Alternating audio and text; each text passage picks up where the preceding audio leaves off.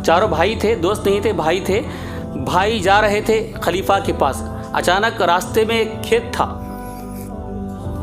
खेत में देखा उन्होंने। देखने के बाद एक भाई ने कहा, इस खेत में ऊंट चरते हुए चर के गया है, वो ऊंट की एक सीधी आंख कम नजर आती है।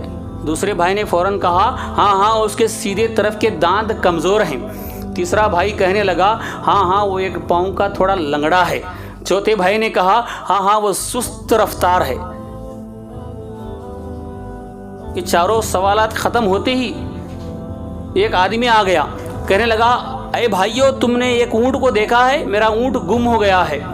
तो पहले ने कहा, उसकी सीधी आंख ज़रा कमज़ोर है। उसने कहा, हाँ। दूसरे भाई ने कहा, सीधे दांत उसके थोड़े कमज़ोर हैं। उसने कहा, हाँ। तीसरे ने कहा, उसका एक पाँव लंगड़ा है। उसने कहा, हाँ। चौथे ने कहा, वो सुस्त चलता है। उसने कहा, हाँ। तो चारों ने कहा, हमने नहीं देखा। उसने कहा, उसके ऐब सारे बता रहे हो, कहते हो नहीं देखा, तुम चोर हो। चलो खलीफा के पास। बादशाह के पास पकड़ के लाया। बादशाह ने कहा, ये क्या मामला है? उसने कहा, बादशाह जहाँ पना, ये सब बता रहे हैं, मेरे ऊँट में चारों ऐब थे, बराबर बता दिए, कहते हैं हम नहीं लिए, ये चोर हैं। कहीं ऊँट को छुपा के कहते हैं नहीं लिए। बादशाह ने कहा, तुमने ऐबों को कैसे बताया? तो चारों ने कहा, हम वो जगह जो ऊँट चर के गया था वो देख के बताए। अक्ल क्या काम करती है। आलिम की बात अलग है, ये सब में बराबर नहीं होती। अनपढ़ भी ऐसे सवाल करता है कि पढ़ा लिखा भी दंग रहता है। वो आपको मालूम है ना, एक आलिम के पास आके कहता है, हज़रत एक सवाल पूछूंगा, जवाब दीजिए। अगर आप जवाब देंगे तो मैं 50 रुपये दूंगा, अगर आप जवाब नहीं देंगे तो आपको 100 रुपये देना पड़ेगा। हज़रत ने कहा, क्यों? मैं 100 दूंगा, तू 50 क्यों? तो उसने कहा कि हज़रत आप बड़े आलिम हैं, इतना अच्छा बयान करते हैं, मैं अनपढ़, सिग्नेचर भी नहीं कर पाता, इसीलिए आपका डिमांड है, आप हार गए तो 100 देना पड़ेगा, मैं हार गया तो 50। मंजूर है? अच्छा सवाल तो कर। तो उसने सवाल किया, ऐसा कौन सा जानवर है जिसके सर के ऊपर पैर हैं? सर के ऊपर पैर हैं। हज़रत सोचने लगे 15 मिनट हो गए। बाद में होटल था, होटल में ले गए, चाय पिलाए। पिलाने के बाद कहा, अरे यार कैसा सवाल किया, ऐसा कौन सा जानवर है जिसके सर पर पैर हैं, सर पर पैर हैं। ये कुछ समझ में नहीं आ रहा है। चाय वगैरह ख़त्म हो गई, फिर 15 मिनट हो गया, आधा घंटा हो गया, पौना घंटा हो गया। हज़रत ने कहा, ज़ोहर का टाइम हो रहा है, यार ऐसा कर, ये ले 100 रुपये, जवाब दे दे, मैं भी बेचैन बेकरार हूँ। जवाब सुनने के लिए 100 रुपये निकाल के दिए। वो अनपढ़ 100 रुपये ले के नीचे के जेब में रखा, अपने ऊपर के जैसे 50 रुपये निकाल के दिया। लो मैं भी हार गया। कितने मार गया? 50 मार गया। किसके? हज़रत के। अब एक कोर्स कहाँ से किया था वो? अक्ल।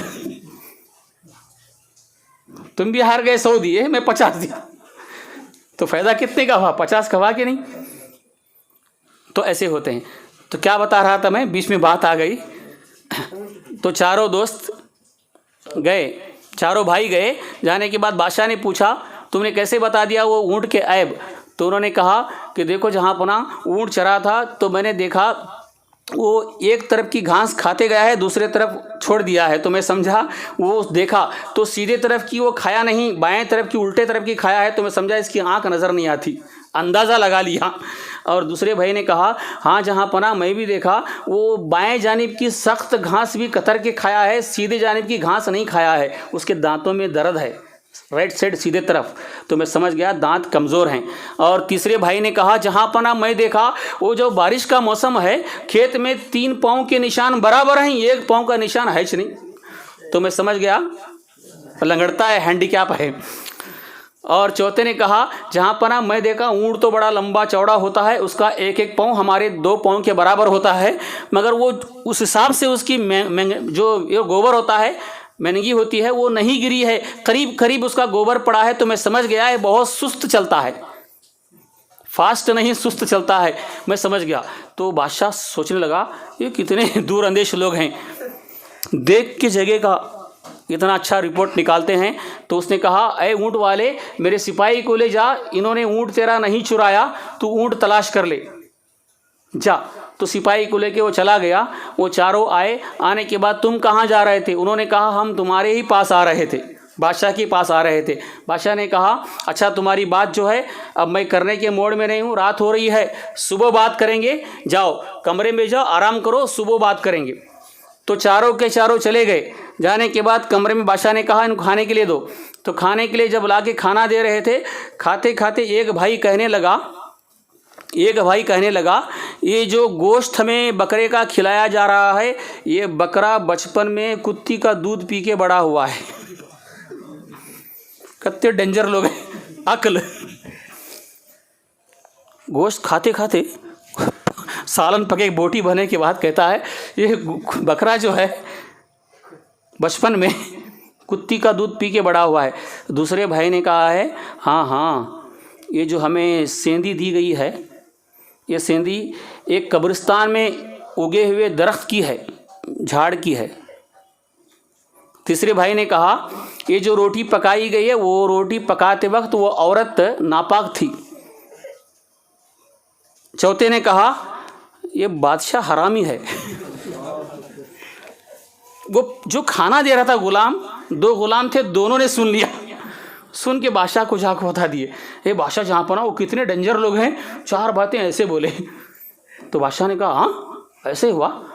तो फ़ौरन वो सेंधी लाने वाले को बुला के पूछा सेंधी कहाँ से लाया? उसने कहा बादशाह तुमने ऑर्डर किया, मेहमान आए, सेंधी लाना चाहिए, तो मैं इधर उधर देखा कहीं नहीं मिला। तुम्हारे बाप की कब्र, जो हमारे पहले के बादशाह थे उनकी कब्र के पास सेंधी का झाड़ उठा था, वहाँ से मैं काट के लाया, वो दिया। एक बात राइट सही निकली। अब दूसरी क्या थी? बकरा कौन लाया था? वजीर को पूछा। वजीर ने कहा वहाँ से जंगल से लाया था, जंगल में आदमी को पकड़ के लाओ, लाए, फ़ौरन इमीडिएटली काम हो गया। लाने को पूछा कि बकरा कैसे तू पाला है? उसने कहा क्या करूँ, जहाँ पना मैं सच बोलूँगा, मुझे जान बख्शना चाहिए। बख्शूंगा बोल। तो उसने कहा वो बच्चा पैदा करके माँ मर गई, तो कुत्ती भी उसी वक्त बच्चे पैदा की थी, वो कुत्ती का दूध कुत्ती की बच्चों के साथ पीते पीते पीते वो बकरा बड़ा हो गया। दूसरा भी राइट। और तीसरा कौन था? औरत को बुलाया, बुला के कहने लगा सच बता रोटी पकाते वक्त तेरी हालत क्या थी? उसने कहा बादशाह क्यों? नहीं बता वरना गर्दन उड़ा दूंगा। कहा मैं उस वक्त नापाक थी। तीसरा भी राइट। अब क्या बचा? अब मैं बादशाह बचा। बादशाह फौरन गया तलवार लेके माँ के पास, जाके माँ सोई थी, तलवार गर्दन पे रख के कहने लगा माँ सच बता मैं हलाली हूँ या हरामी? माँ गर्दन पे तलवार देख के कहने लगी बेटा अगर तू हलाली होता तो माँ की गर्दन पे तलवार नहीं रखता। बात दरअसल है तेरे बाप से औलाद नहीं थी, मैंने गुलाम से जना करके तुझे पैदा किया ताकि सल्तनत का सीट का वारिस बने। चारों भी बराबर निकले। अब बादशाह के हैरान हुआ, ये महान व्यक्ति, चारों महात्मा जो बैठे हैं ये बड़े डेंजर लोग हैं। बुलाया, बुलाने के बाद पूछा ये महान लोग तुमने कैसे पहचान लिया? 4 बातें।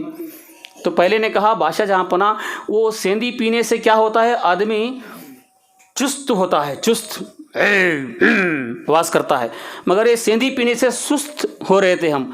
तो मैं समझ गया ये सेंधी कब्रिस्तान में जहाँ सुस्त लोग हैं वहाँ से लाई है, वहाँ का प्रोडक्शन है। मैं समझ के इसीलिए बोला कि ये सेंधी का दरख्त कब्रिस्तान में उठा है। और पीते पीते पहचान लिया। अच्छा तू बोल बकरा कैसे पहचाना? कुत्ती का दूध पी के बड़ा हुआ है। तो उसने कहा जहाँ पना क्या बताऊँ, जब बकरे को ज़बा करके उसे छीलते हैं, चमड़ा निकालते हैं तो ऊपर चर्बी होती है, नीचे गोश्त होता है। वो कुत्ते का उल्टा होता है। कुत्ते को अगर काट के निकालेंगे तो ऊपर गोश्त होता है, अंदर चर्बी होती है। अब मैं सोचा ये जो गोश्त खा रहा हूँ चर्बी अंदर है, ऊपर गोश्त है, कुत्ते की तरह है। अब बादशाह के दरबार में, इतने बड़े दरबार में कुत्ता तो काटते नहीं, बकरा ही काटा होगा, मगर वो बकरा कुत्ती का दूध पी के बड़ा होने से उसकी बनावट ऐसे बन गई है कुत्ते की तरह। तो ये अंदाज़ा लगा कि मैं कह दिया ये बच्चा बकरी का कुत्ती का दूध पी के बड़ा हुआ है। बादशाह हैरान हुआ, ये कौन सा कोर्स किए हैं? अक्ल, इसे कहते हैं दूरअंदेश।